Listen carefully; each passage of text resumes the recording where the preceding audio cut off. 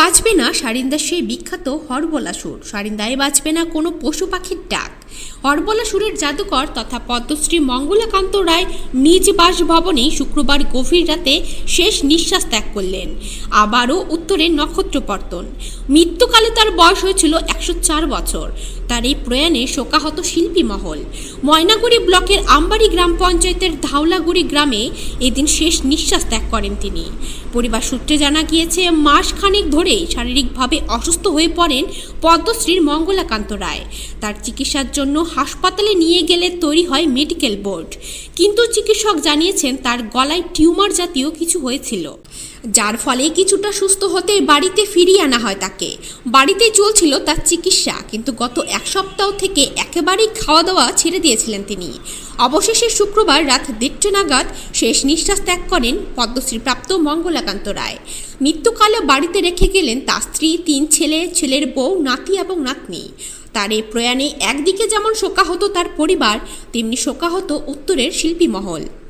শেষ নিঃশ্বাস ত্যাগ করছে একটা সময়। কি সমস্যা হচ্ছিল?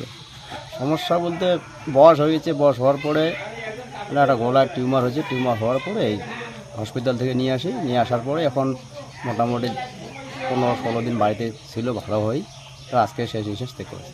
সমস্যা খাওয়া দাওয়ার সমস্যা প্রথমের দিকে ছিল না, খাওয়া দাওয়া সব কিছু খাওয়া দাওয়া করছে। লাস্টের দিকে 2-3 দিন মানে ফলমূলের জুস, দুধ, হরলিক্স এগুলো খাওয়ানো। মৃত্যুকালে বয়স কত হলো? 104 বছর। এটা সময়টা হচ্ছে 1টা থেকে 1:30 এভরি টাইম। কি সমস্যা ছিল? সমস্যা গলার মধ্যে টিউমার ছিল। কতদিন ধরে এই সমস্যা? এটা তো মাসখানেক হয়েছে। মাসখানেক ধরে। ডাক্তার তো দেখিয়েছিলেন, ডাক্তার কি বলেছিল? ডাক্তার দেখার পরে ওইখানে ডাক্তার তো মানে হসপিটালে তো বাবা ওইখানে থাকবেই না, তো তার জন্য ওইখানে বোর্ড বসছে ডাক্তাররাও, তখন রাখবে না বললো। ও বাবা নিজেই বাড়ি আসবে, তার জন্য বাড়িতে নিয়ে আসছে। তো মানে কিছুদিন থেকে কি মানে খাওয়া দাওয়া কি করছিল ঠিক মতো? খাওয়া দাওয়ার মতো এই 3 দিন থেকে মোটামুটি খাওয়া দাওয়া একবারে বাদ।